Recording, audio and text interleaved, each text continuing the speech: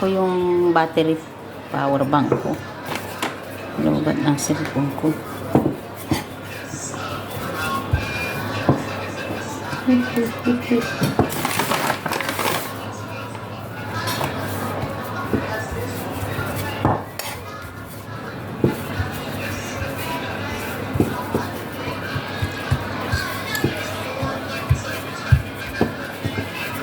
Yan, sa pupo nyo.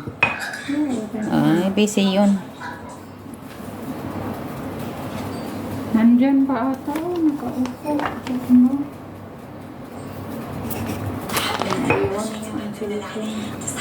Pagka okay na yung ano, may message na darating sa akin.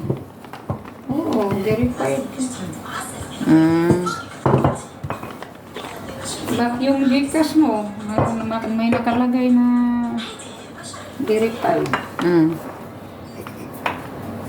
Tapos, pag magsisend si Baba, ibibigay ko lang yung number sa Pinas. Number muna na sa Gcash. Ano yung number ko sa Gcash? Yun nga, yung number ko na. Yun. Number sa Pinas nga.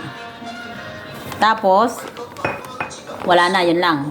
Tapos may code na darating sa kanya, ano? Siya nang nakakalam niya, para ka lang nagpapadala ng pera. Online. Oo, kaya lang dyan mapunta. Sa Gcash ko, no? Tapos, pag ako naman ang magpadala sa kanila, Madali lang. anong gagawin ko? Send ka. Send money. Ilagay mo number ng anak niya. Yun lang sa amount. Oo. Okay. Makasave ka pa dyan. Makabudget ka pa. Hindi mo ubusin. Pero doon ako pupunta sa ano ko, Gcash ko. Oo naman. Saan ka ba punta? Sa Imwil. Click na yung parang ikaw na yung nag-ooperate na.